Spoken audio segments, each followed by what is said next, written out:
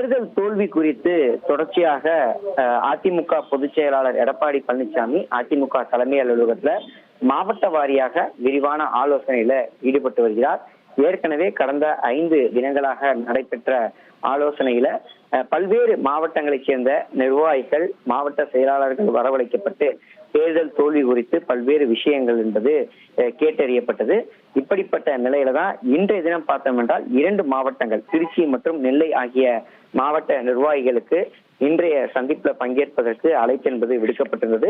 காலை 10 மணி அளவுல திருச்சி மாநகர் மாவட்டம், அதே போல திருச்சி கிழக்கு, திருச்சி மேற்கு ஆகிய தொகுதிகளைச் சேர்ந்தவர்களும், அதே போல் திருச்சி புறநகர் தெற்கு மாவட்டத்துல மணப்பாறை மற்றும் ஸ்ரீரங்கம் ஆகிய தொகுதிகளைச் சேர்ந்தவர்களும் இந்த கூட்டத்துல பங்கேற்பதற்கு அழைப்பு என்பது விடுக்கப்பட்டிருந்தது.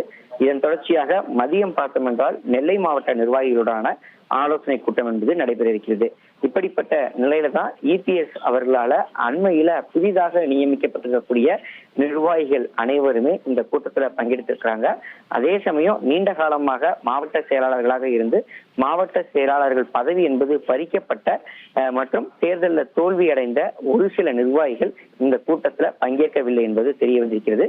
குறிப்பா திருச்சி மாவட்ட நிர்வாகிகள் கூட்டத்தை முன்னாள் மாவட்ட செயலாளர்கள் பா. குமார் மற்றும் பரஞ்சோதி ஆகிய இருவருமே புறக்கணித்திருப்பதாக தகவல்கள் வெளியாகி இருக்கிறது.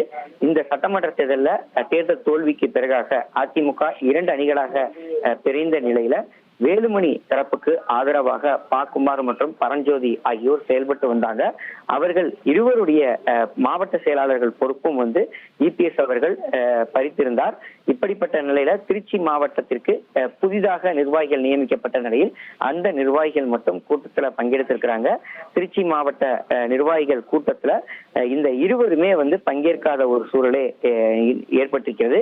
சட்டமன்ற தேர்தலில் திருவெரும்பூர் தொகுதியில பா. குமார் வேட்பாளராக நிறுத்தப்பட்டு தோல்வியடைந்திருந்தார். பரஞ்சோதிக்கு போட்டியிட வாய்ப்பே அளிக்கப்படாத நிலையில் இருவரும் இந்த கூட்டத்தை புறக்கணித்திருக்கிறாங்க.